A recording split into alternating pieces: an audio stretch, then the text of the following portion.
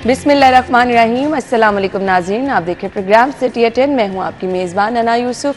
उम्मीद है आप सब लोग ठीक ठाक होंगे। अपना बहुत सारा ख्याल रखिए, अपने प्यारों का बहुत सारा ख्याल रखिए और बहुत एहतियात से ड्राइव कीजिए। शहर में शदीद धुंध है, वो जो कहते हैं ना धुंध, अंधाधुंध, वो वाली धुंध है। तो इस तरह की धुंध में अगर शहर में इतनी धुंध है तो मज़ाफ़ाती इलाके, मोटरवेज़, वहाँ पे क्या हालात होंगे, खैर वो भी अपडेट करेंगे। लेकिन शहर के अंदर जो लोग सफ़र कर रहे हैं, ऑल दो स्कूल्स वगैरह बंद हैं तो थोड़ी सी ट्रैफिक शहर की जो है वो कंट्रोल में है। लेकिन वो लोग जो दफातर जाते हैं, ऑनेस्टली स्पीकिंग मैं इस तरह के मौसम में बहुत ही मोहतात ड्राइविंग, बहुत ही स्लो, इंडिकेटर आप ऑन रखें। इसके साथ साथ डिस्टेंस जो है उसको अच्छा खासा मेंटेन रखें ताकि खुदा ना खास्ता आप किसी भी हादसे से बच सके। हमारे साथ हमारे एडिटर ब्यूरोक्रेसी कैसर खोकर साहब मौजूद हैं, सीनियर रिपोर्टर अली रामे मौजूद है। शो में वेलकम कहेंगे। अस्सलाम वालेकुम। Thank you so much. Khokhar साहब, धुंध का सामना रहा जाते जी बिल्कुल, जी बिल्कुल, बाहर काफ़ी धुंध थी और मैं इस हवाले से लोगों से ये गुजारिश करूंगा कि वो धुंध में जो है ना वो इंतहाई ज़रूरी काम से घरों से निकलें। सिर्फ दफ्तरों में जाना हो या कारोबार के सिलसिले में जाना हो, वैसे सैर सपाटे के लिए अभी फिलहाल जो बाहर ना निकलें, क्योंकि बाहर जो है ना धुंध बहुत ज़्यादा है। और बच्चों को जो है सर्दी से बचा कर रखें और जब बाहर धुंध के लिए निकलें तो अपनी गाड़ी से दूसरी गाड़ी का फासला लाजमी रखें। ये ना हो कि आप फासला रखें और एकदम अगला बंदा ब्रेक मारे और आप उसके ठक अंदर गाड़ी के मार दे, इस तरह नहीं होना चाहिए। फासला रखें और जो ट्रैफिक कवानीन है वो उसकी खिलाफवर्जी ना करें। और जो ट्रैफिक पुलिस है उसको भी चाहिए कि वो सड़कों पर आए और जो कि ट्रैफिक पुलिस काम नहीं करती उस पर इल्ज़ाम है तो ट्रैफिक पुलिस कुछ काम भी करके दिखाएगी। ये तो ना कहे खोकर साहब, अब ऐसे ना कहे कि ट्रैफिक पुलिस काम नहीं करती, जाने दे, लोग काम कर रहे हैं। अगर काम कर रहे हैं तो फिर ट्रैफिक बंद क्यों होती है, ट्रैफिक जाम क्यों होती है? अगर ट्रैफिक पुलिस सही तरह काम करे, ट्रैफिक मैनेजमेंट बेहतर हो तो कभी भी ट्रैफिक जाम नहीं हो सकती। तो लोग जो लाहौर शहर में देखें इतने फ्लाईओवर, इतने अंडरपास बन चुके हैं, ट्रैफिक तो जाम होनी नहीं चाहिए। लेकिन इसके बावजूद अगर मार रोड है, मार रोड पर या जे रोड है या फिरोजपुर रोड है, उस पर तो सिग्नल फ्री सारे रोड है तो उस पर भी ट्रैफिक जाम होती है। इसकी वजह क्या है? ट्रैफिक वार्डन जो है, जब मैं सुबह आता हूँ अपने दफ्तर की तरफ या अपनी ड्यूटी की तरफ जाता हूँ तो रस्ते में चौक पे 2-3 वार्डन खड़े होते हैं, साइड पर होकर गप्पे लगा रहे होते हैं। उनको पता ही नहीं होता कि ट्रैफिक को गाइड कैसे करना है। कम से कम लोगों को अगर कोई वायलेशन करता है तो उसका चलान बेशक ना करें, उसको बुलाकर रोककर उसको गाइड तो करें, भाई आपने गलती की, आपने दोबारा नहीं करनी या आपने इस तरह करना है। इतने अच्छे लोग नहीं है कि बड़े आराम से सुन लेंगे कि जी हमने गलती की, अब हम ट्रैफिक कवानीन के बारे में लोगों को आगाही दें और ट्रैफिक मैनेजमेंट बेहतर करें। लेकिन वो जनाब गप्पे लगा रहे होते हैं साइड पर खड़े होकर। नहीं खोकर साहब, ये बात गलत है। वो लोग सर्दी गर्मी में खड़े होते हैं, मैंने अक्सर देखा गप्पे लगा रहे। साहब नहीं, ऐसे नहीं है। ट्रैफिक कभी आपने वजह जानने की कोशिश की है कि ट्रैफिक जाम क्यों होती है? अक्सर औकात ट्रैफिक जाम होती है, देखिए अक्सर औकात ट्रैफिक जो जाम होती है उसके आगे कोई ना कोई रीजन होती है। हम पीछे गाड़ी में स्टक होकर बैठ के हम बुरा भला तो ट्रैफिक वार्डन को ही बोलेंगे ना, लेकिन हम आगे जानने की कोशिश नहीं करेंगे। आगे कोई हो सकता है गाड़ी खराब होगी, आगे ट्रक खराब हो गया, 1 मिनट के लिए भी आपकी गाड़ी खराब होगी, सड़क पे रुक गई तो पीछे फिर आपकी लाइन। और मेन जो बड़ी आपके रोड्स हैं वहां पे ऐसे ही होता है। जहाँ पे तजावुजात हैं, तजावुजात के हवाले से अगर आप कहते हो तो वो उनकी जिम्मेदारी तो थोड़ी ना, वो तो सिविल इंतजामिया की जिम्मेदारी है। ट्रैफिक की रवानी को जारी रखना उनका काम है। अब उनके पास रोड ऐसे होंगे जहाँ पर तजावुजात हैं या जहाँ पे कोई और मसाइल है, यू टर्न्स गलत बनाए हुए हैं, सिग्नल्स गलत हैं, तो फिर उनका मसला नहीं है। जहां तक है हमें उनका मोराल जो है वो डाउन नहीं करना चाहिए। सख्त सर्दी है, सर्दी है, गर्मी होती है, गर्मी के ऊपर इस तरह कैसे बर्दाश्त करें? ये बिल्कुल गलत बात है कि यू टर्न गलत है, यू टर्न बिल्कुल सही है और सिग्नल भी सही बने हुए हैं। लेकिन असल में सिर्फ इस वक्त ट्रैफिक मैनेजमेंट बेहतर करने की जरूरत है।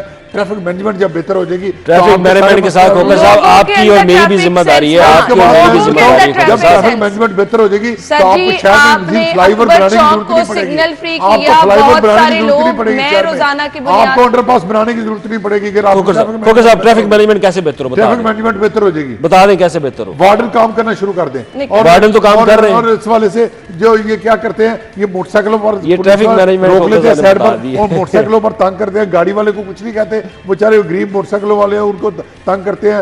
ये गलत बात है। मैं देखता हूँ ये मोटरसाइकिल वालों को साइड पर ट्रैफिक मैनेजमेंट बेहतर तब होगी अभी जब लोगों के अंदर ट्रैफिक सेंस आएगी, तो ट्रैफिक सेंस कौन देगा? ट्रैफिक सेंस कौन देगा? फिक्सिया कर देंगे ट्रैफिक सेंस, ट्रैफिक वार्डन देगा। लोगों के अंदर अभी ये सेंस नहीं आई कि हेलमेट उन्होंने अपनी जान के लिए पहनने, क्या बातें कर रहे हैं? देंगे ना, ट्रैफिक वार्डन आगाही देंगे ना लोगों को। अब ट्रैफिक वार्डन आगाही देगा, अगर आगाही नहीं, ट्रैफिक वार्डन आगाही की तरफ चला गया तो फिर रोड कौन चलाएगा? करें, उनको बताएं, लोगों को गाइड एक करें। सवाल का जवाब दे दे, बस कर दे, एक सवाल का जवाब दे दे। यहाँ लोगों को ये तमीज नहीं है कि अगर हेलमेट पहनेंगे उनकी अपनी जान बच रही है। ये अब ट्रैफिक वार्डन्स बताएंगे उनको। तो बताते हैं ट्रैफिक वार्डन लोग साहब जाने, ये उनकी जिम्मेदारी नहीं है खोकर साहब, ऐसे आप बिला वजह बोलना है तो बोल ही जाएं आप, लेकिन उनकी जिम्मेदारी नहीं है। उनकी जिम्मेदारी है आपके रोड की रवानी को मतलब यहाँ जारी लोगों के रखना अंदर है। सेंस नाम की चीज नहीं है।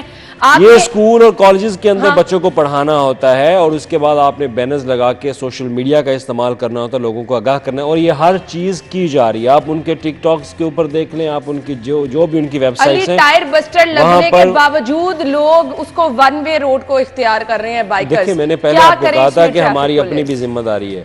बस खोकर साहब को एक जगह पे रास्ता मिल गया ना, या सिग्नल क्रॉस करने का मौका मिल गया, खोकर साहब भाग के निकल जाएंगे, रुकेंगे नहीं, डिसिप्लिन को फॉलो नहीं करेंगे। करते हैं फॉलो नहीं करेंगे। मैंने आपको कई दफा देखा खोकर साहब, ऐसे ना करें। ट्रैफिक कवानीन की फॉलो करता हूँ, मैंने कभी ट्रैफिक कवानीन की आपको बताऊं मेरा कभी जिंदगी में चलान नहीं हुआ, क्योंकि मैं ट्रैफिक कवानीन की खिलाफवर्जी नहीं करता। मैं जब इशारा होता है मैं इशारा रुकता हूँ, जब ट्रैफिक वाला रोकता है मैं रुकता हूँ, जब ट्रैफिक वाला रोककर मुझे कहता ना कि अपना ड्राइविंग लाइसेंस चेक कराओ, तो मैं अपना ड्राइविंग लाइसेंस भी चेक कराता हूँ। मैं कभी नहीं हेजिटेट करता और मैं कभी नहीं तारीफ कराता कि मेरा ताल्लुक मीडिया से है, मैं वैसे चेक कराता हूँ। यही जिम्मेदारी हर शहरी में होगी तो ये मसला ही नहीं होगा। खैर ब्रेक लेंगे और ब्रेक के बाद हम आएंगे अपनी टॉप स्टोरीज की तरफ, फिर आपको ज्वाइन करेंगे। आपकी जो खबरें हैं आज की उनकी तरफ आएंगे, हमारे साथ ही रहिएगा।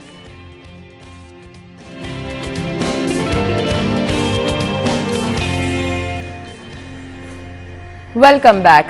कल क्रिसमस था, एक बड़ा इकदाम सीएम साहब की जानिब से उठाया गया है। अमन और भाईचारे के लिए मिसाक सेंटर का इफ्तिताह किया गया है। इसका मकसद क्या है, इससे फर्क क्या पड़ेगा, इस पर हमने बात करनी है। इसके साथ साथ अगली खबर की तरफ आएंगे जी, एलडीए स्पोर्ट्स कॉम्प्लेक्स की, जिसके 7 साल मुकम्मल हुए हैं।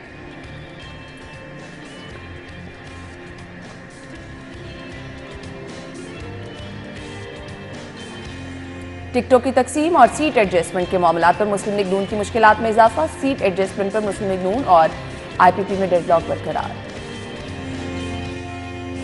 और एक तारीख साज फैसला भी किया गया है सीएम साहब की जानिब से, वो क्या है वो भी आज के शो में आपको बताएंगे।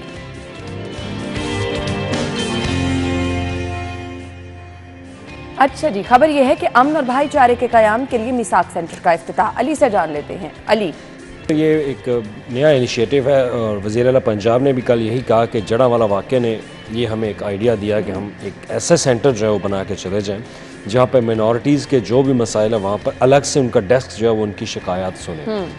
सबसे पहले तो उन्होंने, क्योंकि क्रिसमस था, क्रिसमस पे उन्होंने रात 12 बजे ही अब इवेंट्स में तकरीबात में उन्होंने शिरकत करना जो है वो शुरू कर दी। तो इतवार के रोज़ ही वो लाहौर के जो लाहौर माल रोड के ऊपर जो एक चर्च है वहाँ पर उन्होंने तकरीब में शिरकत की। वहाँ पे अपने मसीही भाइयों के साथ उन्होंने केक काटा, उनकी खुशियों में शरीक हुए। उसके बाद लॉरेंस रोड पे उन्होंने केक काटा। उसके बाद मिसाक सेंटर वहाँ पे पहुँचे तो वहाँ पे भी क्रिश्चियन कम्युनिटी जो है वो मौजूद थी। तो इस सेंटर में अब होगा ये कि सेंटर के अंदर जितने भी माइनॉरिटीज़ के हवाले से जो शिकायत है, क्योंकि जो वहाँ पे वज़ीर आला पंजाब को ब्रीफ़ किया गया कि उस सर्कल में जो हमारे मसीही भाई हैं उनकी तादाद बहुत ज़्यादा है, तो लिहाजा उसी को मद्देनज़र रखते हुए मिसाक सेंटर जो है वो काहना में पुलिस स्टेशन के साथ तामीर किया गया। तो इस पर उन्होंने पूरी टीम, पुलिस की टीम को, आईजी पंजाब, सीसीपीओ को उन्होंने मुबारकबाद पेश की। ये एक अच्छा इनिशिएटिव है, बिलाशुबा बहुत अच्छा ये इकदाम उठाया गया है। इस तरह के सेंटर्स का क़याम अमल में लाया जाता है, फैसिलिटेट वहाँ पे लोगों को नहीं किया जाता, क्योंकि फॉलो अप नहीं होता, क्योंकि कोई जाके, अब अगर सीएम साहब ने ये अच्छा इकदाम उठाया है तो वहाँ से लोगों से रिपोर्ट भी ली जाएगी कि अच्छा क्या काम किया है, कितने लोगों को फैसिलिटेट किया आपने। देखिए, फैसिलिटेशन पे अगर बात की जाए, खिदमत मरकज़ दौरे पर पहले तो मैंने कभी इस तरह ऑब्ज़र्व नहीं किया था, लेकिन अब थ्रू माई ऑब्जर्वेशन मैं ये कह सकता हूँ कि कुछ जो खिदमत मरकज़ एक लिबर्टी है, वहाँ पे लोगों से सीएम साहब ने पूछा कि पुलिस का बिहेवियर कैसा है आपके साथ, तो वहाँ पे जो लोगों का मौक़िफ़ था वो कहते बिहेवियर बहुत अच्छा है, बहुत अच्छा एक चेंज आया है। That's really great. एक अच्छा चेंज आया उनके अंदर, उनके बिहेवियर के अंदर। देखिए जब आप एक अच्छा इन्वायरमेंट देंगे ना, एक अच्छा कमरा देंगे, अच्छी बैठने की जगह देंगे, बिल्कुल आपने सही कहा, आपका agree। माइंडसेट ऑटोमेटिकली चेंज हो जाएगा। अब जो भी खिदमत मरकज़ इन्होंने बनाए वो बहुत खूबसूरत है, उनका उसका इंफ्रास्ट्रक्चर जो है वो बहुत बेहतरीन किस्म का बनाया हुआ है, तो उसका इम्पैक्ट ऑटोमेटिकली आपके ऊपर आता No है। doubt। तो ये खिदमत मरकज़ जो है, ये मिसाक सेंटर, ये भी ऐसा, यहाँ पे पढ़े लिखे लोग, और ये यहाँ पे लोग वो नहीं होंगे, यहाँ पे लोग माइनॉरिटी के क्रिश्चियन कम्युनिटी से होंगे, इंपॉर्टेंट बात क्रिश्चियन कम्युनिटी से जो होंगे। मिसाक सेंटर बनाए गए हैं ये अमन और भाईचारे के लिए बनाए गए हैं। इसका मकसद ये है कि आप दूसरे के जज्बात का भी ख्याल रखें। अब देखिए इसका सबसे बेहतरीन आला है कि आप जो भी किसी मजहब से तलक रखता है वो अपने मजहब को छेड़े ना, छोड़े ना, और दूसरे के मजहब को छोड़े ना, रिस्पेक्ट करें और उसकी। दूसरे की भी एहतराम करे, दूसरे की जो उनकी मजहबी शख्सियात है उनका भी एहतराम किया जाए और अपनी भी का भी एहतराम किया जाए, और कोई दूसरे को छेड़े ना और ना अपने मजहब को छोड़े। इस वाले से अमन होना चाहिए। लेकिन ये जो होता है कि अमन और रवादारी जो नहीं, ये बरकरार रखनी चाहिए। ये वज़ीर आला पंजाब का बहुत अच्छा कदम है। ये मैसेज ही दिया गया ना कि खुद सीएम साहब गिरजाघरों में गए हैं, उनके साथ देखो कल उन्होंने तकरीबात में शिरकत की, और ये बड़ी अच्छी बात है। और लेकिन उन्होंने एक सिंपल एक बात उन्होंने की कल जो कि है हमारा जो झंडा है वो ग्रीन है, लेकिन उसमें एक अमन का, एक वाइट कलर का, वो माइनॉरिटीज के लिए, अकलीतों के लिए, और उसके बगैर हमारा फिर झंडा जो है वो हमारे पूरा है। कल हमारे कायद मुल्क के जो जिन्होंने पाकिस्तान बनाया, जिसकी वजह से आज मैं यहाँ बैठा हूँ या आप यहाँ बैठी हैं, जिसकी वजह से हम आज़ाद सांस ले रहे हैं, उनकी भी कल सालगिरह थी। वो भी ईवान वज़ीर आला में केक काटा गया है। वो भी खबर इंपॉर्टेंट है कि ईवान वज़ीर आला में वज़ीर आला ये पहली दफा हुआ है, और केक काटा गया। पहली दफा हुआ है कि पूरी ब्यूरोक्रेसी इकट्ठी है, नहीं, उनको जमा किया। शहर में हमेशा ऐसे होती नहीं, हैं। शहर में नहीं, मैं अवान वज़ीर आला की बात कर रहा हूँ। अच्छा, वज़ीर आला ऑफिस में पहली बार ब्यूरोक्रेसी को यकजा और पूरी कबीना को यकजा एक जगह पे इकट्ठा करके केक काटा गया। ये पहली दफा हुआ है। वाह। ये सीएम ऑफिस के लोग भी कहते हैं कि ऐसा पहले कभी नहीं था, एक रैंडमली केक जो है वो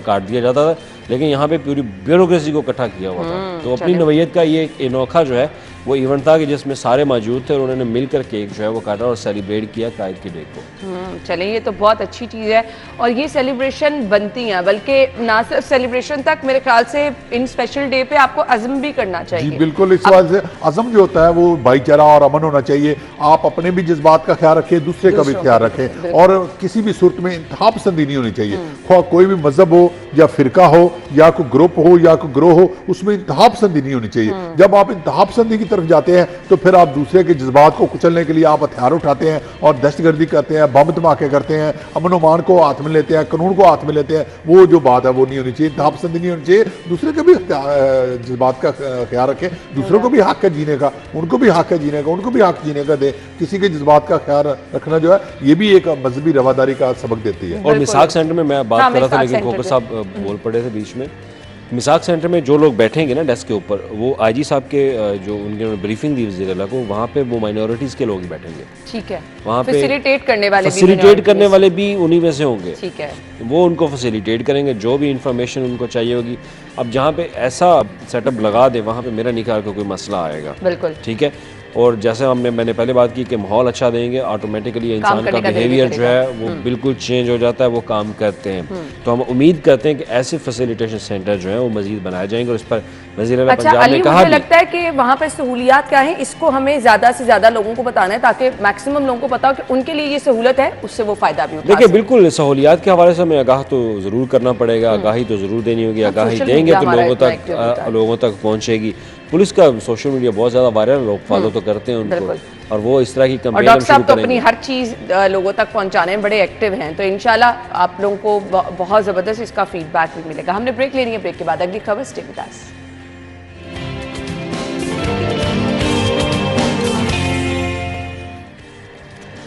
वेलकम बैक। और एक और बड़ा कारनामा, मेरे ख्याल से मैं कोई अपने सहाफ़ती करियर के स्टार्ट से सुनती आ रही हूँ, LDA स्पोर्ट्स कॉम्प्लेक्स वाला walk and shop arena project. वो माइलस्टोन अचीव किए जा रहे हैं कि जो बहुत पुरानी बचपन वाली बातें लगती थी। तो मैं कहती हूँ ये तो बहुत ज़बरदस्त इकदाम उठाया जा रहा है। LDA स्पोर्ट्स कॉम्प्लेक्स 7 साल बाद मुकम्मल हो गया है। अली, फिर मैं आऊँगी। अब आपने स्माइल से कहा, नहीं तो एक्चुअली ऐसा है, ऐसे ही है। मैंने भी बहुत ज़्यादा दुरे नायाब ने बहुत ज़्यादा इस पे खबरें दी हैं। और जब ये खबरें दुरे नायाब शेयर करते थे ना, कैन यू बिलीव, ऐसा लगता था कल काम शुरू हुआ तो ये काम मुकम्मल हो जाए। ऐसे ही था, लेकिन उस वक्त क्योंकि शहबाज शरीफ की हुकूमत बड़ी तेज़ी के साथ इस प्रोजेक्ट का आगाज़ हुआ था, लेकिन बाद में फिर PTI की गवर्नमेंट आई, उस्मान बुज़दार जो हैं वो वज़ीर आला पंजाब थे, तो उनके दौर में इस प्रोजेक्ट को ज़रा डिले जो है वो रखा गया, क्योंकि हर कौमी हलके में ये एक स्पोर्ट्स कम्प्लेक्स जो है वो एक बनाने का मंसूबा था, ताकि हमारी जो यूथ है उनको खेल का मैदान जो है वो मिल सके और एक अच्छा इन्वायरमेंट उनको वहाँ पे मिल सके। तो उसके बाद फिर प्रोजेक्ट जो है वो डिले होते गए। डिले होने के साथ साथ इनकी लागत जो है वो भी बढ़ी, मतलब एक 60 करोड़ का प्रोजेक्ट जो है वो 1.5 अरब रुपए तक पहुँच चुका। अब शुक्र है खुदा का कि प्रोजेक्ट जो है वो मुकम्मल हो गया और वज़ीर आला पंजाब ने फाइनली उसका फीता काट के उसका इफ्तिताह कर दिया कि आएँ और यहाँ पे मेंबरशिप लें और अपना एंजॉय करें। तो ये बहुत बड़ा प्रोजेक्ट था कि हर कौमी हलके में आप स्पोर्ट्स कम्प्लेक्स बनाएं, लेकिन फिर वही बात कि हम जब काम करने पे आए तो करते हैं, जब ना करने पे आए तो हम नहीं करते, तो रुकावटें पैदा करके प्रोजेक्ट की लागत जो है वो बढ़ा देते थे। जी बिल्कुल, ये जो स्पोर्ट्स कम्प्लेक्स बना है ये बहुत अच्छी बात है, लेकिन मुझे इस पर एक एतराज़ भी है। वो आज डिसाइड करके आए हो कि तुसी हर गल नाल एतराज़। जी बिल्कुल, एतराज़ ये है, उनका राइट है, उनका राइट है। वज़ीर आला ने 5 लाख रुपया फीस देकर मेंबरशिप हासिल की। ये मेंबरशिप फ्री होनी चाहिए, पैसे नहीं होने चाहिए। आप देखिए अस्पतालों में जाते हैं तो हेल्थ के आपको पैसे देकर इलाज कराना पड़ता है, तलीमी इदारों में जाते हैं तो तलीमी इदारों में फीस दिए बगैर बच्चा दाखिल नहीं होता। स्कूलों में, सरकारी स्कूलों में भी फीस दिए बगैर, यूनिवर्सिटियों में सरकारी फीस देनी पड़ती है। तो अब ये हेल्थ की फैसिलिटी है, ये जो प्ले ग्राउंड है, प्ले ग्राउंड तो फ्री कर देना, फ्री हो गया, प्ले ग्राउंड तो फ्री कर देना। प्ले ग्राउंड में तो जाने के लिए आप बल्ला उठाकर प्ले ग्राउंड में जाते हैं या फुटबॉल करते हैं या जॉगिंग करते हैं या जाकर आप ट्रैक सूट पहन कर जाते हैं या आप जिम ज्वाइन करते हैं, तो उसके भी पैसे आप लेंगे। ये तो बात गलत है, ये बिल्कुल फ्री होना चाहिए। ये 5 लाख रुपए वज़ीर आला को वापस करने चाहिए, इनको इंतजामिया को, और तमाम के लिए फ्री होनी चाहिए जो स्पोर्ट्स फैसिलिटी है। फ्री होने के बाद लोग वहाँ की चीजों का क्या हाल, ज्यादा जाए फिर क्या, जाए कोई बात नहीं, लोगों का हक है, लोगों का हक है जाएं। और जो इंतजामिया उनका काम है कि चीज़ों की हिफाजत करे, और लोगों का काम है वहाँ जाएं, ज़्यादा तादाद में लोगों की जाए। बल्कि ये मैं कहूँगा कि आप सुबह 9 से जो है ना 4 बजे तक खवातीन का टाइम रख दें और सुबह मॉर्निंग टाइम मर्दों का रखें, उसके बाद 4 बजे के बाद मर्दों का टाइम रखें रात तक, और दिन में औरतों को भी मौका दें कि वो भी स्पोर्ट्स कम्प्लेक्स जा सके ताकि वो भी अपनी फिटनेस बेहतर कर सके। और इस वाले से ये भी होना चाहिए। बस अब ऐसा कहीं फ्री कोई भी चीज़ नहीं देता, माफ़ कीजिएगा। जहाँ भी आपको अच्छी सहूलियात मिलती है आपको कुछ ना कुछ पे करना पड़ता है। आने की बात बिल्कुल ठीक है, आप ये कह सकते हैं इसको ज़रा लेस किया जाए, लेकिन आप बिल्कुल फ्री कर देंगे तो आपकी कोई चीज़ बचेगी नहीं। जो जितने भी ये गुलशन इकबाल पार्क है, यहाँ पर जो झूले वगैरह लगे हैं ना, जहाँ कहीं फ्री हैं, लोगों ने उनका बेड़ा गर्क किया हुआ है। खोकर साहब, एक अच्छी वो पब्लिक की जगह है तो उसको मेनटेन भी करना होता है, आपने स्टैंडों को मेनटेन करना होता है। अब यही आप किसी और बड़े जिम में चले जाएं, मुफ्त जाकर दिखाएं, उनको जाने देता है, ऐसे ही है। तो वहाँ की अब मेंबरशिप की फीस भी चेक करेंगे कहाँ कितनी। अभी जिम खाना की बात कर लें आप, बिल्कुल ऐसे ही है, किसी की पहुंच में नहीं है, अफोर्डेबल है ही नहीं है। तो ये 5 लाख में वो ठीक है, आप लेस करना चाहते हो आप कर दे, और हो सकता है कि इसमें मजीद रिलैक्सेशन जो है वो हो, गेम्स के लिए अलग हो, आप किसी क्लब को ज्वाइन करना चाहते हो तो उसके लिए अलग हो, लेकिन आपको एक अच्छी सहूलत जो है वो मिल रही है। और ये सिर्फ एक नहीं है, ये पूरे लाहौर के कौमी असम्बली हलकों में 11-12 जो स्पोर्ट्स कम्प्लेक्स थे वो तमीर होने। लेकिन अली, मैं खोकर साहब की बात से अग्री इसलिए करती हूँ कि देखें, अगर एक सहूलत है तो हर किसी का दिल चाहेगा कि वो उसको अवेल करे, तो उसको आवाम की पहुंच में तो रखना चाहिए ना। ये फीस तो वाकई बहुत देखें, टैक्स इतने लेते हैं। आप मोबाइलों को फोन कॉल करें तो टैक्स होता है, पेट्रोल डलवाएं तो टैक्स होता है, आप बोलें तो उसका पर टैक्स होता है, तो अब हर चीज़ पर टैक्स होता है। वहाँ पर इतने पैसे और महंगाई इतनी ज़्यादा है कि लोग इस तरह की जो एक्स्ट्रा करिकुलर एक्टिविटीज़ है लोग अफोर्ड नहीं कर सकते। ये स्टेट को फ्री करनी चाहिए। और देखें, ये फुटबॉल ग्राउंड जो है अगर आबाद होंगे, ये स्पोर्ट्स जिम खाने आबाद होंगे, तो अस्पतालों में रश जो है ना वो कम हो जाएगा ऑटोमेटिकली तौर पर। आपके अस्पताल जो है बेबाद हो जाएंगे। आप इन चीजों को आबाद करें, स्पोर्ट्स कॉम्प्लेक्स को, और जो football ground, hockey ground, cricket ground है, यहाँ पर जो है ना लोगों को सहूलतें दें। स्पोर्ट्स की जो चीजें हैं उन पर जो टैक्स है वो भी कम किया जाए, कम से कम टैक्स लगाया जाए, उन पर टैक्स नहीं होना चाहिए स्पोर्ट्स की चीजों पर। ये जो फुटबॉल बल्ला, अब मेरा बेटा बल्ला लेने गया तो 10,000 का बल्ला मिला, 10,000 का बैट, 10,000 का उसको बैट मिला। कौन सा बैट सर? हार्ड बॉल 10,000 का।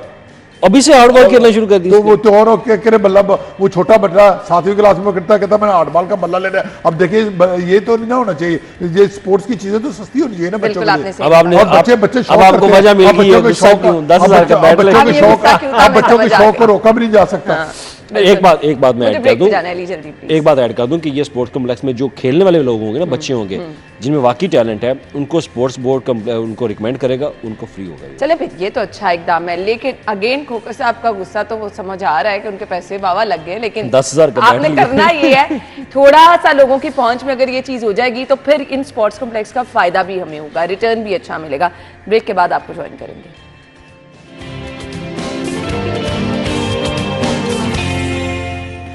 Welcome back once again. खबर है जी, टिकटों की तकसीम और सीट एडजस्टमेंट के मामलात पर मुस्लिम लीग नून की मुश्किलात में इजाफा। सीट एडजस्टमेंट पर मुस्लिम लीग नून और आईपीपी में डेडलॉक बरकरार। थोड़ा बहुत नहीं, मेरे ख्याल से मुस्लिम लीग नून के लिए अब ये चैलेंज है, लोगों को राजी करना, लोगों को अकोमोडेट करना बहुत बड़ा चैलेंज हो जाएगा। खोखर साहब बिल्कुल, एक ही पार्टी मैदान में है और वो भी सीट एडजस्टमेंट की भीख मांग रही है, ये तो बात गलत है जी। या तो उन्होंने मुखालफ को पार्टी हो, उनको तो इन्होंने कॉर्नर कर दिया है पार्टी, दूसरी पार्टी को जो मुखालफ थे। अब एक ही दो, अगर वो भी एक पार्टी दौड़ रही है, अगर वो भी दौड़ ना जीते तो फिर फायदा क्या? मुकाबले में तो कोई दौड़ने वाला है नहीं है, और वो भी कहते हैं कि हम सीट एडजस्टमेंट करेंगे और सीट एडजस्टमेंट करने के लिए भीख मांग रहे हैं। क्या इनको इतने खतरा पड़ गया इसके? अगर अब भी मुस्लिम लीग नून नहीं इलेक्शन जीती तो फिर इसका मतलब अल्लाह ही हाफ़िज़ है। फिर तो आवाम को चाहिए कि दोबारा नए सिरे से इलेक्शन कराया जाए और तमाम सियासी जमातों को हिस्सा लेने की इजाजत हो इलेक्शन में, ताकि फिर नए सिरे से ही हो रहे हैं। खोखर साहब कौन से पुराने सिरे से हो रहे हैं? ये नए सिरे से इलेक्शन हो रहे हैं। सीट एडजस्टमेंट की जो बात है, अब देखें उन्होंने 60 टिकटें मांग ली, हमें 60 सीटों पर एडजस्ट किया जाए। अब 60 सीटों का मतलब है कि आधी पार्टी तो आपकी उधर चली गई ऑब्वियसली। अब इतना नून लीग तो मेरा नहीं ख्याल नहीं कभी करेगा। अब नून लीग का जवाब जो हमारी खबर के मुताबिक है, उन्होंने कहा है कि कौमी असम्बली की हम आपको सिर्फ 2 नशिस्तों पर जो है वो देंगे और पंजाब असम्बली के ऊपर आपको सिर्फ 5, मतलब उन्होंने 60 मांगी और इन्होंने सिर्फ 7। ये तो ना देने वाली बात है ना। अब सीट एडजस्टमेंट, क्योंकि जो पहले एक दफ़ा ज़िमनी इंतखाबात में नून लीग के टिकटों से फारिग हो चुके हैं, हार चुके हैं, वो तो फारिग है ना, उनको तो दोबारा मिलना नहीं है।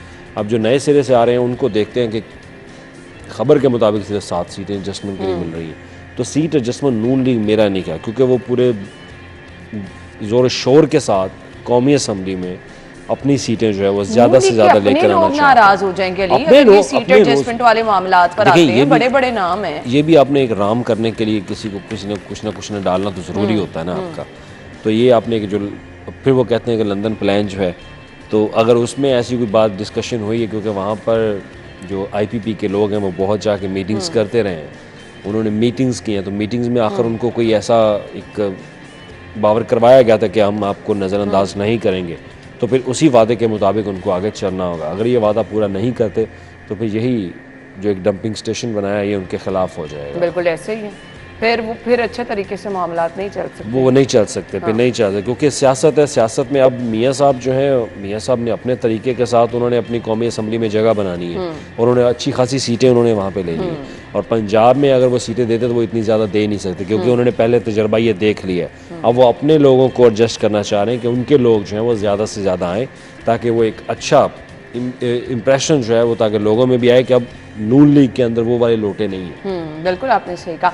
अच्छा जी, खैर अगली खबर की तरफ आते हैं। 9 साल से एलडीए सिटी में फंसे अलॉटियों को प्लॉट्स का कब्जा देने के लिए प्लान की मंजूरी, तारीख साज ये फैसला है। अली किस तरह से? देखिए, अगर 9 साल बाद किसी ये प्रॉपर्टी का मामला तो ऐसा होता है ना, फंस जाते हैं लोग, जिंदगी भर की जमा पूंजी बर्बाद। मैंने बहुत सारे लोगों को देखा है, यकीन मानिए। इसमें कोई शक नहीं है, इसमें कोई शक नहीं है। अब आप इस खबर को भी छोड़ दें। अब वैसे भी बात करेंगे ना कि जिन लोगों ने प्लॉट्स वगैरह लिए हुए, अगर उनके ऊपर कब्जा हो जाता है, उनको किसी डॉक्यूमेंटेशन में पैसे डाले जाते हैं, फिर कब्जा हो जाता है, पता नहीं फंस ही जाते हैं लोग। ये मेरा सिर्फ यहाँ पे होता है, पाकिस्तान में होता है, मेरा नहीं ख्याल किसी और मुल्क में ऐसा होता है। वहाँ पे आपको एक पेमेंट है, पे करनी है, आपको कोई कब्जे का टेंशन नहीं होती, सारे डॉक्यूमेंट्स आपके मुकम्मल होते हैं। लेकिन पाकिस्तान में फिर भी आप डरते हैं। हाँ, कुछ अच्छी हाउसिंग सोसाइटीज़ हैं जहाँ पे आपने पेमेंट करनी और निकल जाना है, कोई मसला नहीं है। लेकिन कुछ ऐसी सोसाइटीज़ होती हैं जिनकी कीमत कम होती है, लेकिन आवाम जो है वो सोचती है कि यार इंस्टॉलमेंट पे हम यहाँ पे कुछ ना कुछ अपनी इन्वेस्टमेंट कर सकते हैं। वहाँ पे ऐसे मसाइल पैदा होते हैं। अब ये एलडीए का प्रोजेक्ट है और एलडीए एक सरकारी अदारा है।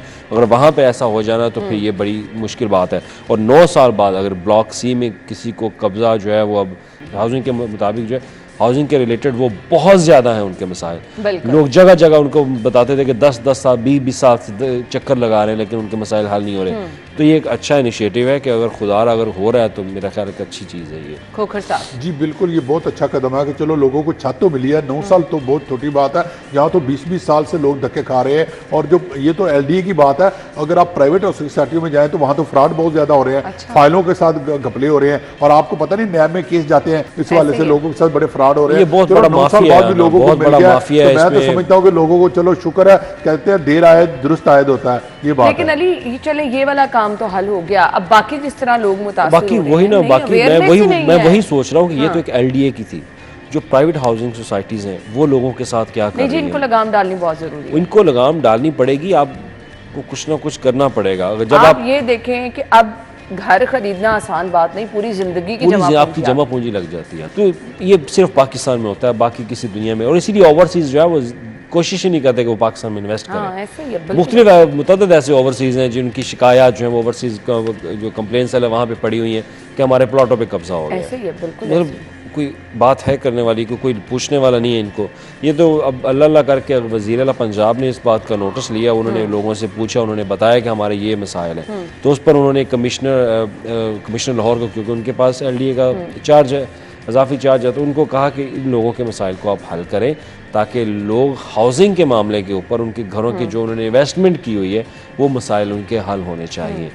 तो उम्मीद की जा सकती है कि आइंदा आने वाले दिनों में भी यही सिस्टम चलता रहेगा। ये ना हो कि अगर ये हुकूमत आए और ये सिस्टम बैठ जाए, क्योंकि 1 विंडो सेल जो है वो बहुत ज़रूरी होता है जहाँ पर आपकी आवाज़ जो है वो जल्दी से सुनी जाए। अदरवाइज ऑपरेशनल भी तो होना ये 1 विंडो, जहाँ जहाँ बना है काम का बर्डन इतना होता है कि लोगों को नहीं फैसिलिटेट किया जाता। जब आप किसी चीज़ का फौरी तौर पर इनिशिएटिव लेते हैं ना तो उसमें आपको पहले मसाइल ज़रूर आते हैं। मसाइल इस तरह से आते हैं क्योंकि वहाँ पर रश बहुत ज़्यादा बढ़ जाता है। तो वहाँ पे आपने अपनी HR को बढ़ाना होता है कि वहाँ पे जो कुव्वत है वो उसको बढ़ाना होता है ताकि लोग ज़्यादा से ज़्यादा बैठें और उसकी टाइमिंग और जो है वो ज़्यादा हों ताकि लोगों को जल्द अज जल्द उसमें अकामोडेट किया जाए।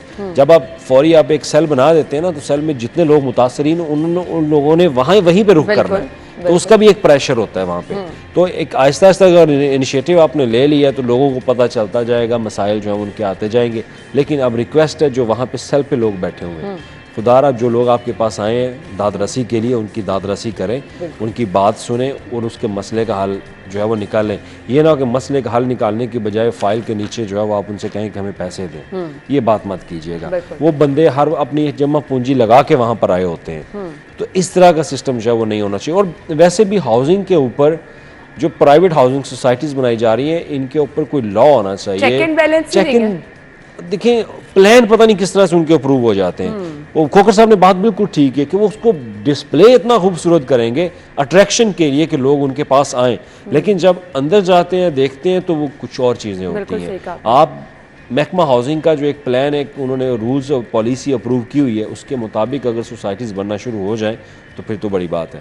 और दूसरा इन हाउसिंग सोसाइटीज़ की वजह से हमारी एग्रीकल्चर लैंड बहुत तबाह हो रही है। इवन कि मेरे अपने शहर में जो बहुत ज़्यादा लैंड जो है वो एग्रीकल्चर लैंड वो हाउसिंग सोसाइटीज़ में कन्वर्ट हो रही है। पूरी दुनिया में इंडस्ट्रीज लगती हैं, हमारे यहाँ सिर्फ हाउसिंग सोसाइटीज बन रही हैं। तो हमारे यहाँ एम्प्लॉयमेंट कहाँ से आएगी? कमीशन ने वैसे भी नई हाउसिंग सोसाइटी जो है ना उस पर मंजूरी पर पाबंदी लगाई हुई है। इलेक्शन कमीशन ने निगरान हुकूमत को चिट्ठी लिखी हुई है और DCO को मना किया हुआ है कि कोई भी नई हाउसिंग सोसाइटी मंजूर ना की जाए क्योंकि इससे ज़राअत बहुत ज़्यादा तबाह हो रही है। और एग्रीकल्चर हमारा एग्रीकल्चर मुल्क है, हम एग्रीकल्चर सनती मुल्क तो है नहीं है, एग्रीकल्चर भी हमारी है। और इससे ये होता है कि सारा जो देहात है वो शहरों की तरफ उठकर आ जाते हैं और शहरों की आबादी जो है वो फैल रही है। बिल्कुल आपने सही कहा। खैर इस पे थोड़ी सी मेरे ख्याल से लोगों में भी सेंस होनी चाहिए। प्लीज़ प्लॉट खरीदने से पहले आपको प्रॉपर जांच पड़ताल करनी चाहिए। 1, 2, 3, 4 जगहों से वेरिफिकेशन करें तब आप अपनी इन्वेस्टमेंट करें। बाकी दुआ है कि अल्लाह ताला सबको महफूज रखे और जो लोग ये सब कर रहे हैं उनको हिदायत दे। थैंक यू सो मच, आपके वक्त का शुक्रिया। नाज़रीन हेडलाइंस के बाद आपको ज्वाइन करेंगे।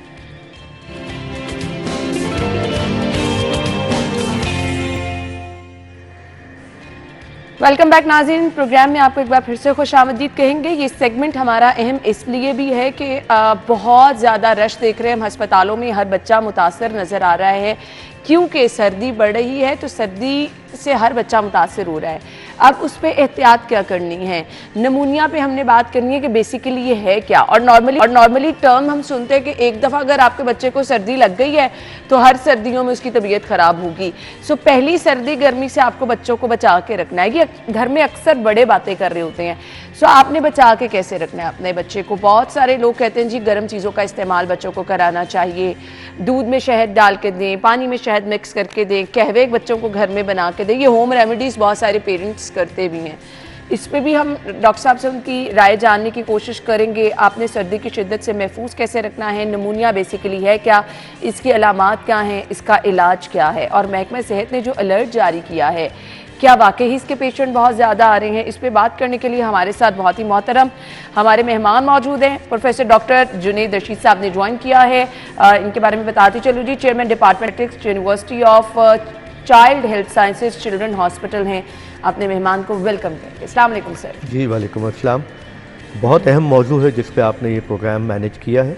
मेरा ख्याल है इस वक्त इसकी अशद ज़रूरत है इस मौजू पे बात करने की, और हमारे पास हॉस्पिटल्स में भी और हर जगह गले ख़राब से बीमारी शुरू होती है और नमूनिया तक के बहुत से केसेस आ रहे हैं। बिल्कुल डॉक्टर साहब, न्यू बॉर्न से मैं स्टार्ट कर लेती हूँ। बड़ा अक्सर घर में बड़ों को कहते सुना है कि बच्चे को पहली सर्दी लग गई ना तो फिर सारी ज़िंदगी उसके साथ ये मसला चलेगा। हमने कैसे सेफ रखना है बच्चों को? देखिए, न्यू बॉर्न में या अंडर 5 बच्चों में सबसे ज़्यादा ख़तरनाक बीमारी नमूनिया है। न्यूबॉर्न में नमूनिया होने की जो वजूहात हैं, ज़ाहिर है इन्फेक्शन होती है, कोई ना कोई एल्डर या घर का बड़ा या बड़ा बच्चा स्कूल से कोई इन्फेक्शन लेके आता है और जरासीम उसको कम्युनिकेट होते हैं। न्यूबॉर्न को जब आप लुक आफ्टर करते हैं, सबसे पहले उसको वार्म रखना ज़रूरी होता है। उसके कपड़े अच्छे आप रखें, उसको वार्म रखें। नंबर 2, मदर फीड के बगैर इन्फेक्शन से बचना बहुत दुश्वार है। हमारा सबसे बड़ा प्रॉब्लम ये है कि जब माएँ अपना दूध नहीं पिलाती तो बच्चों को इन्फेक्शन के चांसेस ज़्यादा हो जाते हैं। नंबर 3 ये होता है कि आप कोशिश करें कि हैंड वॉशिंग अपनी अच्छी रखें, जो बुनियादी असूल है। बच्चे को टच करने से पहले, प्यार करने से पहले, कोई बाहर से आया तो ज़रूर अपने हाथों को धो ले इससे पहले कि बच्चे को वो टच करे। नंबर 4, घर में अगर कोई एक बड़ा बीमार हो तो प्लीज़ वो एहतियात कर ले। आप समझिए कोरोना ने हमें ये सिखा दिया था कि जब एक बड़ा बीमार होता था या कोई भी बीमार होता था तो उसको आप सबसे अलहदा कर देते थे। तो वो अगर नहीं करेंगे तो वो न्यूबॉर्न के लिए बहुत स्मॉल लंग्स होते हैं, छोटा सा पैसेज होता है, नाक है और वेंट पाइप गला है, छोटे छोटे लंग्स हैं, तो बहुत जल्दी बच्चे मुतासर हो जाते हैं। प्लीज़ उनको बचाने के लिए मदर फीड, वार्म रखना, हैंड वॉशिंग करना। हाँ, एक चीज़ मैं अर्ज़ करना चाहूँगा, बहुत ज़्यादा गैस का हीटर अनसेफ होता है। अच्छा। लोग न्यूबॉर्न के सराहने गैस का हीटर मुसलसल रखते हैं। गैसेस जो निकलती हैं, कार्बन मोनोऑक्साइड वगैरह निकलती, जो कि बच्चे के लंग्स को बहुत बॉदर करती है। बच्चा ड्राई फील करता है और अनकंफर्टेबल और एक्सेसिव ट्राई करना शुरू कर देता है। तो थोड़ा क्रॉस वेंटिलेशन की आपको ज़रूरत होती है। वार्म रखने का मतलब ये नहीं कि आप उसके इर्द गिर्द बहुत से हीटर लगाएं। सही। अच्छा डॉक्टर साहब, मुझे ये भी बताइएगा, हम लोग ये करते हैं कि बच्चे को बहुत ज़्यादा वार्म तो रखते ही रखते हैं, साथ बहुत सारे पेरेंट्स होम रेमेडीज़ पे आ जाते हैं। बच्चे को कहवा बना के दे दिया, 3-4 माह का बच्चा अगर है, पानी में शहद मिक्स करके दे दिया, दूध में शहद मिक्स करके दे दिया। ये जो होम रेमेडीज़ हैं इनको आप कैसे देखते हैं? देखिए, एक चीज़ मैं मिस भी कर गया, वैक्सीनेशन भी बहुत इंपॉर्टेंट है। बिकॉज प्रिवेंशन जो है ना, न्यूबॉर्न एज से जो गवर्नमेंट फ्री हिफाजती टीके लगा रही है वो बहुत वाइटल हैं, बिकॉज उसमें बहुत सारे नमूनिया के टीके लगते हैं। करीबन तमाम जरासीम किसी न किसी शक्ल में नमूनिया करते हैं। काली खांसी भी का जरासीम भी नमूनिया करता है, लाइक टीबी का जरासीम भी नमूनिया करता है, नीमोकॉकस भी करता है, इन्फ्लुएंजा बी भी करता है, खसरे का जरासीम भी नमूनिया करता है, और चिकन पॉक्स, यानी आप तमाम बीमारियों के जर्म्स जो होते हैं किसी शक्ल का नमूनिया ज़रूर करते हैं। इनके हिफाजती टीके बहुत वाइटल हैं। हमारे पास ऐसे बहुत से बच्चे आते हैं जिनको हिफाजती टीका ना लगने की वजह से नमूनिया होता है। जो रेमेडीज़ की आप बात करें, देखिए कल्चरल रेमेडीज़ से डिनायल नहीं है, लेकिन हर चीज़ की एक एज होती है। जिस एज से पहले वो काम आप ना करें तो मुनासिब होगा। मसलन शहद का इस्तेमाल जनरली रिकमेंडेड है कि साल के बाद किया जाए, और ये स्टैंडर्ड रिकमेंडेशन है। सिमिलरली वार्म फ्लूइड देना, कहवा देना, यखनी देना, कोई आप उनको आप कह लीजिए ग्रीन टी वगैरह इस तरह की चीज़ें, या इवन टी इस फेयर वो देना चाहिए। इवन पानी को थोड़ा नींद गर्म करके देना चाहिए, स्पेशली जब बच्चा आपका बीमार हो तो ल्यूक वार्म वाटर उसके गले को कंफर्टेबल करता है। ठीक है। अब डॉक्टर साहब मुझे ये बता दीजिएगा कि हम अगर नमूनिया के इलाज की तरफ आएँ तो इसका इलाज है क्या? क्योंकि घरों में भी लोग इलाज करना शुरू कर देते हैं, खुद से मेडिसिन देना शुरू कर देती हैं। किन सिम्टम्स के साथ आपके अपने बच्चे को फौरी तौर पर डॉक्टर के पास लेके जाना है, घर नहीं रखना? देखिए, सबसे पहले नमूनिया समझने की ज़रूरत है। लंग्स के अंदर, फेफड़ों के अंदर सोजिश, रेशा, इन्फेक्शन, पस इवन, उसको आप नमोनिया कहते हैं। ठीक है, ये एक तरफ भी हो सकता है, ये दोनों तरफ भी हो सकता है, जिसको उर्फ़े आम में डबल नमोनिया या हमारी ज़बान में ब्रोंको नमोनिया कहते हैं। हर सांस के साथ हवा नाक में जाती है, गले में जाती है, लंग्स में जाती है, और इसी तरह लंग्स पंप करते हैं, हर सांस के साथ हवा बाहर आती है। मीन्स कि जो जरासीम नाक या गले में हो, किसी भी सहूलत में वो आसानी से फेफड़ों में जा सकता है, और छोटे बच्चों में ये इन्फेक्शन जल्दी लंग्स में जा सकती है एज़ कम्पेयर टू एल्डर्स।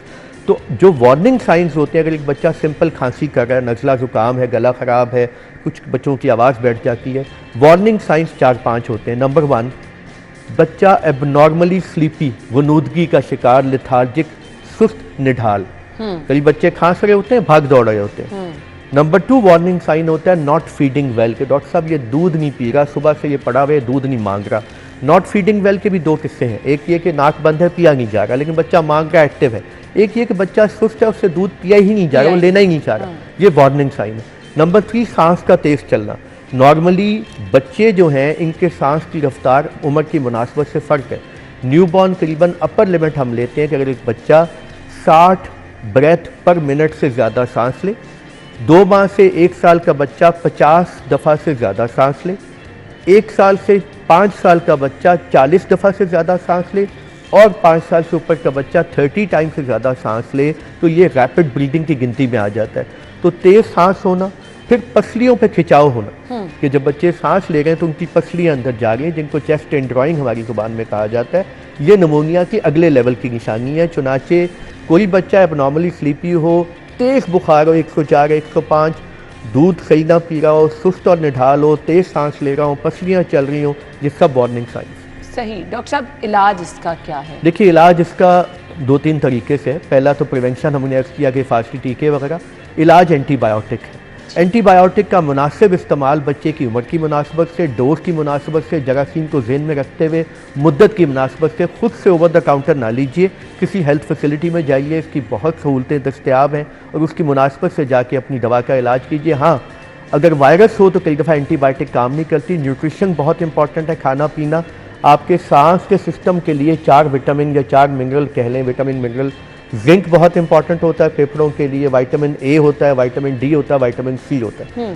चुनाचे जो मौसमी का जूस अगर दस्तयाब है, किसी की गुंजाइश में है, या गाजर जिसका विटामिन ए है, या कलर्ड वेजिटेबल्स में है, या जिंक आपके अंडे में भी होता है, कुछ गोश्त वगैरह में, ड्राई फ्रूट, दालों में भी होता है। फिर सिमिलरली विटामिन डी जो है वो आपको मार्केट पे कतरों की फॉर्म में भी मिल जाता है, डेयरी प्रोडक्ट्स में होता है। तो आपकी खुराक अच्छी हो, फ्लूइड आप अच्छा लें, हाइड्रेटेड रखें बच्चे को, सांस तेज ले लेके उसकी हाइड्रेशन में कमी आ जाती है। क्या बच्चे को आपको हर चीज़ खिलानी चाहिए? आपने अंडे का जिक्र किया, आपने डेयरी प्रोडक्ट्स का जिक्र किया, ये क्या रूटीन का हिस्सा? देखिए, 6 माह के बाद आप ये चीज़ें आहिस्ते आहिस्ते स्टार्ट कर सकते हैं। बिल्कुल, अंडा भी शुरू किया जा सकता है, डेयरी प्रोडक्ट्स भी शुरू की जा सकती हैं। अनाज में से गंदम, चावल, मकई, जौ के इंग्रेडिएंट्स बनाए जाते हैं, सब्जियों को मिक्स करके दिया जाता है, फलों को मिक्स करके प्यूरी बना के दिया जाता है, दालों को दिया जाता है। 8 महीने के बाद कीमा, गोश्त भी दिया जा सकता है। कीमा इज़ एन ईजी फॉर्म, अगर दांत ना भी हो तो बच्चे को बहुत नरम करके। और जितना आप खुराक पे, हाइड्रेशन पे फोकस करेंगे तो आपके इलाज में बेहतरी आएगी। ठीक है। अब ये जो है बहुत अहम पोर्शन है। क़ुव्वत मुदाफ़त बच्चों की बड़ी मैटर करती है, और हमेशा हमने ये सुना है कि अगर आपके बच्चे की इम्यूनिटी अच्छी है, जल्दी उस पर कोई बीमारी नहीं असर करेगी। ये सर्दी गर्मी आपके बच्चे को नहीं जल्दी लगेगी, बाकी इसमें सच्चाई है? देखिए, 100% सच्चाई है। नंबर 1, मैं दोबारा बेसिक्स पे आऊँगा। अल्लाह पाक ने कुरान में अगर 2 साल दूध पिलाने का हुक्म दिया तो माँ के दूध में क़ुव्वत मुदाफ़त की तमाम चीज़ें रख दी। Number 1, antibodies. माँ दूध पिलाती है, एंटीबॉडीज़ ट्रांसफ़र करती, जो किसी महंगे से महंगे दूध या किसी और दूध से नहीं जा सकती। नंबर 2, मदर फीड में एक होता है गट ब्रेन एक्सेस, अगर आप कहें ना, गट माइक्रोबायोम एक लफ्ज़ इस्तेमाल होता है कि इंटेस्टाइन के जरासीमों का तनासुब। एक ऐसा तनासुब माँ के दूध से मेंटेन होता है जिसमें दूसरे डर्टी जरासीम आसानी से जाके पनप नहीं पाते। तीसरा, फिर ऑब्वियसली जब आप कुछ बच्चे मजबूरन किसी वजह से, मदर वर्किंग है या कोई और मजबूरियाँ हैं, मदर अवेलेबल नहीं है, अल्लाह खुदा ना खास्ता कोई और प्रॉब्लम आ गई है, वो नहीं भी पिला सकते, तो आप जो दूध दे रहे हैं उसके साथ उसकी मिकदार को तनासुब में रखिए। लोग इतना ज़्यादा कई दफ़ा दूध पिलाते हैं बच्चों में, इतने ज़्यादा फीडर का इस्तेमाल करते हैं कि बच्चे दूसरी खुराक खा ही नहीं पाते, खून की कमी हो जाती है। स्पेशली गाय भैंस के दूध में आयरन उतना अच्छा नहीं होता। अगर आप बेशुमार दूध पिलाए चले जाएंगे तो बच्चों की आयरन की कमी होगी, खाना पीना कम होगा और माइक्रो न्यूट्रिएंट की डेफिशिएंसी होगी। जो खुराक को महंगा होना जरूरी नहीं, डाइवर्स होना जरूरी। आप रोजाना रोजमर्रा की सब्जियों दालों को आपस में मिक्स करें और जितना तनासुब में डाइवर्सिटी लेके आएंगे, थोड़ा थोड़ा जो गुंजाइश के मुताबिक है। ये ज़रूरी नहीं कि आप हमारे पास बहुत अच्छे अफोर्डिंग लोग भी डाइवर्स फूड नहीं दे रहे होते ना, तो फूड डाइवर्सिटी पता होनी चाहिए ताकि बच्चे में किसी भी चीज़ की कमी ना हो। डॉक्टर साहब, बच्चों की ग्रोथ कितनी मैटर करती है और उसको पेरेंट्स को कैसे मॉनिटर करना है? देखिए, ग्रोथ बहुत इंपॉर्टेंट है। पहले साल में अगर एक बच्चा 2.5 किलो मिनिमम बॉर्डर होता है, 2.5-3 किलो का पैदा होता है, तो 3 से 4 गुना बढ़ जाता है, 10 kg तक जा सकता है। ज़िंदगी में दोबारा आप कभी एक साल में 4 गुना नहीं बढ़ते या 3 गुना नहीं बढ़ते। 50 सेंटीमीटर का बच्चा पैदा होकर 75 सेंटीमीटर पे चला जाता है, 1.5 गुना कद कभी दोबारा नहीं बढ़ेगा। ये एक विंडो ऑफ अपॉर्चुनिटी है पहले साल 2 साल। ब्रेन वॉल्यूम आपकी डबल हो जाती है पहले साल में, जो वॉल्यूम लेके पैदा होते हैं, ऐसा दोबारा कभी नहीं होगा।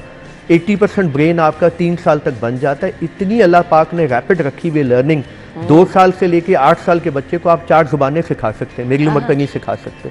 तो सब कुछ छोटी उम्र पे है। तो उसमें जो लोग कुछ चीज़ों को डिले करते हैं कि जी बड़ा होके कर लेगा, बाद में कर लेगा, तो वो एक पौधे को राइट टाइम पे राइट खाद देने में थोड़ी सी ज्यादती कर जाते हैं। तो हमें खुराक में डाइवर्सिटी रखनी है, बच्चे पे मेहनत करनी है। फिर आप कहते हैं बच्चा नहीं खाता, उसकी वजह ढूंढनी। पिकी ईटर्स के पीछे जनरली या मिल्क का इंटेक फालतू होता है कि बच्चा बहुत से फीडर पी रहा होता है इसलिए नहीं खा रहा होता है, या पिकी ईटर के पीछे हमारे घर की फूड हैबिट्स, कि हमने अपने घर में ऐसा माहौल नहीं रखा होता कि सब फैमिली मिलके खाए, आपस में घर के बाकी बड़ों से हिस्सा लिया जाए कि कंट्रीब्यूट करें खिलाने में। बहुत सारी चीज़ें मिल के बच्चे को कायल कर लेती हैं। बिल्कुल ऐसा ही है। अच्छा जी, मैं आपसे ये भी जानना चाहूँगी, हम बच्चों की जहाँ डाइट की बात कर रहे हैं, वहाँ पर मुझे ये बता दीजिएगा वो कौन सी डाइट है जो आप रिकमेंड करना चाहेंगे कि क़ुव्वत मुदाफ़त इससे बूस्ट होती है? हर चीज़ तो बच्चे को खिलानी है, लेकिन उसकी क्वांटिटी भी तो मैटर करती है। देखिए, क्वांटिटी जो होती है, 6 माह का बच्चा दिन में 2 दफ़ा खुराक कम से कम दी जाए, 1, 2, 3, 4 चमचों की शक्ल में नरम करके। फिर आप 8 माह तक उसको कोशिश करें 2 से 3 मरतबा हो जाए। 8 से 11 माह के दरमियान 3 दफ़ा लाजम हो, अगर एक स्नैक हो जाए या चौथा मील हो जाए, ठीक है। 11 माह से जब बच्चा साल क्रॉस करता है तो 4 दफ़ा मील, 2 दफ़ा स्नैक। जब आप सॉलिड खुराक उसकी बढ़ा देते हैं तो दूध की मिकदार खुद ब खुद बैलेंस में चली जाती है। दूध से बनी हुई चीज़ें बहुत सारी इस्तेमाल हो सकती हैं। तो आप जब जो खुराक की आप बात कर रहे हैं, जो खुराक के 6 ग्रुप हैं, एक अनाज होता है, गंदम, चावल, मकई, जौ, इनके इंग्रेडिएंट रोटी, चूरी, दलिया, सूजी, सागुदाना वगैरह। फिर आप चीज़ों को मल्टी मिक्स बनाए, जैसे आप देखिए ना, एक चाइनीज़ चावल हम मिसाल लेते हैं जिसमें 3-4 सब्जियां भी डली हैं, उसमें अंडा भी डला है, उसमें आप समझिए गोश्त भी डला है। आप पाकिस्तानी जो आम रूटीन चावल बनते हैं, मल्टीपल चीज़ें उसमें डालिए नरम करके, आप 3-4 सब्जियाँ मिक्स कीजिए। आप एक पराठा बनाते हैं तो पराठा ज़रूरी नहीं खाली सिंपल देसी घी टाइप, घर में जो सालन अवेलेबल है उसको पराठे में कन्वर्ट किया जा सकता है। आपके घर में कुछ चीज़ पकी हुई है, मिक्स सब्जी है, कोई आलू पालक है, कुछ बना है, that can be converted into a paratha. और जब आप मल्टीपल ट्रायल्स करते हैं तो बच्चे कहीं ना कहीं किसी टेस्ट पे क्लिक करते हैं। तो जितना मल्टी मिक्स बनाएंगे उतना आपकी फूड की डाइवर्सिटी बढ़ेगी। डॉक्टर साहब, क्योंकि बहुत सारे पेरेंट्स स्टार्ट ही मीठे से करते हैं, इंट्रोड्यूस बच्चे को मीठा करा देते, उसके बाद बच्चा दूसरे खाने पे शिफ्ट कर हो जाता है। देखिए, इसमें 2 बातें, साल से नीचे no added sugar, no added salt, ना खिचड़ी नमकीन, ना खीर मीठी, ठीक है। प्लीज़ एडेड शुगर को कम से कम रखिए, एडेड नमक को कम से कम रखिए। आगे आप जाएंगे, देखिए एक बच्चे को हम प्लॉट करते हैं 80, 90, 100 साल की उम्र पे। आपको आज भी बूढ़े लोग 70, 80, 90 साल के वॉक करते मिलते हैं। उनके मैदे सलामत, उनके दिल जिगर सलामत। उसकी बहुत बुनियादी वजह, अगर मैं आज से आगे प्लॉट करूँ तो अपने घरों में नमक और चीनी के इस्तेमाल को जितना कम कर सकते हैं वो कम कीजिए। और बच्चे में भी कोशिश कीजिए जो नेचुरल टेस्ट है वो दीजिए। और उसको जल्दी, फैमिली फूड का मतलब ये होता है कि आप ना, जो हम फिंगर फूड कहते हैं अपनी ज़बान में, बहुत प्योरी बना के ज़्यादा दे दें तो बच्चा सॉलिड फूड पे आसानी से आता नहीं। तो कद्दूकश की हुई चीज़ें थोड़ी फिंगर फूड टाइप बनती, जिनको बच्चा होल्ड करके खुद से खाने की आदत। और बच्चे के क्यूज होते हैं, वो सारे मिल के उसको साथ इंकरेज करें कि बच्चा ग्रेजुअली खुद खाने की हैबिट पे डेवलप करे। तो बच्चे जब ये क्यूज आप पिक नहीं करते ना, आप हर वक्त उसको चम्मच से और मोबाइल सामने रख के, क्योंकि इस नस्ल को जो 3 मसाइल दरपेश है ना, पोल्यूटेड एयर, प्रोसेस फूड और स्क्रीन टाइम, इसमें से हवा की इस वक्त बहुत एफर्ट हो रही है। प्रेजेंट गवर्नमेंट बहुत ज़्यादा जोर लगा रही है। आप देखें आर्टिफिशियल रेन हो गई है, टावर्स खरीदे जा रहे हैं। जो आपका स्क्रीन टाइम है और जो आपका फूड है उस पर आपका कंट्रोल। आप खुद जंक फूड की अमाउंट जो पेरेंट्स खुद प्रोवाइड करते हैं फिर उस पर शिकायत करते हैं, तो आप ज़रूर कोशिश कीजिए, लेकिन प्रोसेस फूड कम से कम खिलाएं। जो चीज़ बनानी, नगेट्स बनाने घर में बना के दीजिए। ठीक है। ये आपके पास ऑप्शन है पेरेंट्स के लिए। थोड़ा सा टाइम अपने बच्चों के लिए ज़रूर निकालें, एफर्ट करें, ताकि आपका बच्चा इन तमाम बीमारियों से महफूज रहे। बाकी डॉक्टर साहब ने आपको डिटेल में बता दिया कि आपने नमूनिया से महफूज कैसे रखना, खुदा ना खास्ता अगर कोई बच्चा मुतासिर है तो फिर उसका इलाज क्या है। Thank you so much doctor साहब, आपके वक्त का बहुत शुक्रिया। नाज़रीन, हम ब्रेक के बाद आपको ज्वाइन करेंगे।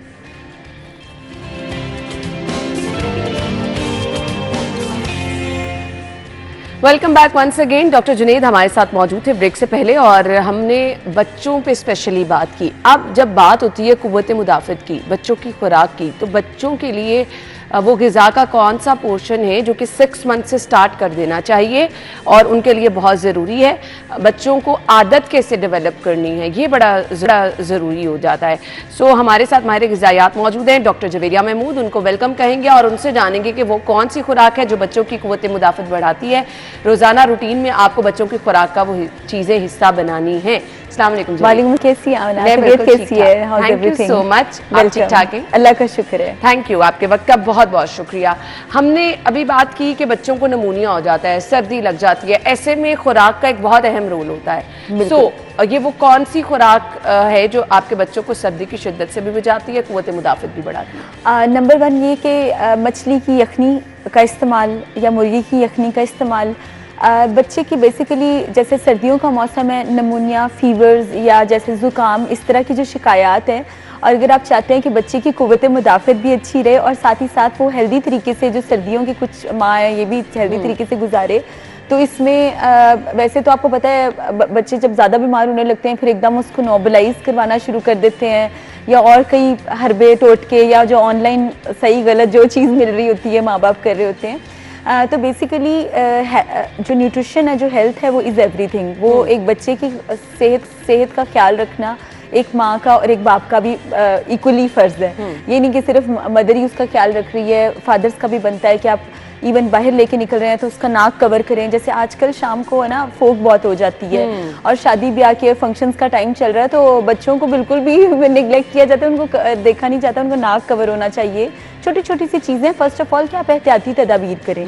सेकेंड नंबर पे अगर आप चाहते हैं कि वो उनकी बॉडी वार्म रहे और वो बड़ा अच्छा, तो फिर ये है कि आप दूध में खजूर मिला के उसको थोड़ा सा पका के उसको थोड़ा सा दे सकते हैं। उसके साथ ही साथ जैसे बड़े बूढ़े होते हैं, और मतलब अच्छा मुझे कुछ ऐसा लगता है कि जो 80+ लोग हैं ना, जो 80 साल प्लस हैं, या जो एक छोटा बच्चा है शीर ख्वार से लेके तकरीबन 6 साल 10 साल तक का भी, उनकी हेल्थ और न्यूट्रिशन एक जैसी हो जाती है, क्योंकि उनकी बड़ी थोड़ा सा टेक्निकल होता है उनको सेव करना, उनको केयर से प्यार से रखना कि ये हेल्दी भी रहें और ये बहुत से जो मौसमी बीमारियां या जो मौसमी प्रॉब्लम्स हैं उससे भी बचे रहें। बिल्कुल। तो इसमें जैसे कि हमारे पास मछली आजकल बहुत ज़्यादा, मछली का वो जो है मतलब आप कहवा दे सकते हैं, लाइक कहवे दे सकते हैं, या मछली की यखनी दे सकते हैं, मुर्गी की यखनी दे सकते हैं, देसी मुर्गी की यखनी दे सकते हैं। तो इस तरह की चीज़ें जो हैं वो आप ऐड करें और वो बच्चा बहुत हेल्दी। ठीक है। रूटीन में हम देखते हैं कि बच्चों की खुराक में आप गोश्त भी शामिल कर रहे हैं, दालें भी शामिल कर रहे हैं। सो क्या चीज़ें हैं जो आपके बच्चों की एनर्जी बूस्ट करती हैं? क्योंकि हम लोग समटाइम कहते हैं कि गोश्त ऐड कर दिए, बाकी दालों की सब्जियों की तो ज़रूरत ही नहीं है। जी। अच्छा, वेजिटेबल कबाब्स हो गए, फिर उसके अलावा मटर, गाजरें, ये सर्दियों की सौगात है। आप इसको किसी तरह कबाब्स में थोड़ा सा आलू मिक्स करें और उसको उस तरह से दे सकते हैं। डिफरेंट फॉर्म्स और शेप्स लाइक स्टार्स और उस तरह की चीज़ों में अगर आप देंगे तो देखिए बच्चा जो होता है उसकी टेम्पटेशन हाई होती है, तो वो खाने की तरफ रगबत बढ़ती है उसकी। साथ ही साथ हमारे पास सिट्रस जूसेस हैं। बहुत ठंडा देने की ज़रूरत नहीं कि आपने फ्रिज से निकाला, जूस बनाया और बच्चे को सर्व कर दिया, ऐसा नहीं। आप उसको तकरीबन 10 सेकेंड दे दें, उसको हल्का सा रूम टेम्परेचर पे कर लें, कुछ देर बाहर निकाल के रखें, फिर उसका जूस बना के दें। क्योंकि ये छोटी छोटी सी चीज़ें हैं जिससे बच्चा जो है उसकी चेस्ट को, हाँ दही बड़ा इंपॉर्टेंट, योगर्ट, हम कहते हैं योगर्ट खाएं और बच्चों के लिए भी अच्छी, बड़ों के लिए भी अच्छी। पर आजकल सर्दियों के वक्त में योगर्ट थोड़ा सा उसकी जो ठार या जो उसकी ठंडक होती है वो ख़त्म करके अगर लें तो वो चेस्ट कंजेशन होने से बचाती है। और चेस्ट कंजेशन के जितने मामलात हैं, it leads to the pneumonia और अदर थिंग्स एज वेल। तो भाप, स्टीम, ये सब चीज़ें इंपॉर्टेंट हैं, पर मोस्ट इंपॉर्टेंट कि precaution is better than everything ना, मतलब प्रिकॉशनरी मेजर ज़रूर लें। सही। अच्छा जी, हम सर्दियों में कहते हैं कि देसी घी का इस्तेमाल बच्चों में ज़्यादा कराना चाहिए, देसी अंडों का इस्तेमाल ज़्यादा कराना चाहिए, क्या ये वाकई ही सर्दी की शिद्दत से महफूज रखते हैं? देखिए, बच्चों के लिए भी बड़ों के लिए भी देसी घी का इस्तेमाल तकरीबन हफ्ते में 4 दफ़ा करना चाहिए, क्योंकि ये एनिमल ऑयल से, एनिमल फैट से लिया जाता है, यानी कि हैवानाती तवानाई इसको बोला जाता है। तो ये ह्यूमन बॉडी के लिए बहुत इंपॉर्टेंट होता है, पर इसका एक लिमिट अमाउंट से ज़्यादा भी नहीं आप ले सकते। अच्छा, ये बहुत अच्छा है, अगर आपके बच्चे बहुत कमज़ोर हैं ना, आप उनके जिस्म को फरबा करने के लिए एक तो आप जो है ना गुड़ और ये उसके अलावा मतलब गुड़ में इलायची वगैरह मिलाएं, साथ में देसी घी ऐड करें, सूजी वगैरह का हलवा दें, तो उससे भी जिस्म फरबा होता है और बड़े हेल्दी तरीके से होता है। पर ये नहीं कि अगर आपने एक दिन दिया और आपको लगा कि बच्चा बड़ा हेल्दी हो रहा है तो आप उसको डेली दे रहे हैं, ऐसा नहीं। आपने बैलेंस रखना है, मतलब आपने मतलब हफ्ते में 2-3 दफ़ा ऐसा कुछ हलवा वगैरह बना दें या ऐसी कोई चीज़ हेल्दी सी आइटम बना दें, साथ ही साथ उसको मज़े का भी बहुत लगेगा और उसका जिस्म भी बड़ा ताकत तवानाई पकड़ेगा। और जो कॉग्निटिव या फिर जो उसकी अदर डेवलपमेंट्स हैं, बॉडी डेवलपमेंट्स हैं, हाइट के इश्यूज़ हैं, अब कई पता है माएँ होती हैं वो कहती हैं कि बच्चा है 6 साल का है, 7 साल का है, कमज़ोर बड़ी है, या लड़का है लड़की है, तो इसको किस तरह से इसकी बॉडी में ताकत और इसकी हाइट अपनी क्लास के बच्चों से छोटी है, तो उनके लिए भी देसी घी में आप थोड़ा सा इलायची, थोड़े से आप बादाम, चिलगोज़ा, अखरोट, अब नहीं अफोर्ड कर सकते आप सिर्फ बादाम ले लें, या आप थोड़ा सा मतलब अखरोट वगैरह डाल लें, थोड़ा थोड़ा चीज़ें ले लें, ज़्यादा ना आप उसमें करें, उसको अच्छी तरह से मैश करके उसमें कोई ना कोई आप इंग्रेडिएंट ऐड करें। आपने अगर उसमें वेजिटेबल्स भी ऐड कर सकते हैं, अगर आप उसमें और भी चीज़ें, क्योंकि अच्छा minute quantity is fine, it's not important कि आपने इतना इतना सर्व करना है और बच्चा उस तरह से खा भी नहीं सकता, क्योंकि जितना स्मॉल पोर्शन में जितना न्यूट्रिशनली हेल्दी होगा उतने ही बच्चे की जहनी और जिस्मानी कुव्वत में इजाफा होगा। थैंक यू सो मच वेदा, आपके वक्त का बहुत बहुत शुक्रिया। तो ये वो चीज़ें हैं जो कि आपके बच्चों के लिए बहुत ज़रूरी भी हैं। अब थोड़ी सी एफर्ट ज़रूर इनमें करनी पड़ती है, लेकिन इन दी एंड उसका फ़ायदा आपके बच्चों को बहुत अच्छे तरीके से होता है। सर्दी की शिद्दत से महफूज रखें, इन सब चीज़ों का इस्तेमाल करें, तो इंशाल्लाह आपका बच्चा सेहतमंद रहेगा। Thank you so much once again. तो हमारी और आपकी मुलाकात अब कल होनी है इंशाल्लाह, नए मेहमानों के साथ, नए टॉपिक के साथ। अगर आप समझते हैं कि आप में कोई टैलेंट है, आप प्रोग्राम का हिस्सा बनना चाहते हैं, हमारा व्हाट्सएप नंबर भी आपके पास मौजूद है। इसके साथ साथ इंस्टाग्राम और फेसबुक पेज पे आप हमें अपना टैलेंट शेयर करें, इंशाल्लाह आपको प्रोग्राम में मदद किया जाएगा। अपना बहुत सारा ख्याल रखिएगा, कल मुलाकात होगी। अल्लाह हाफ़िज़।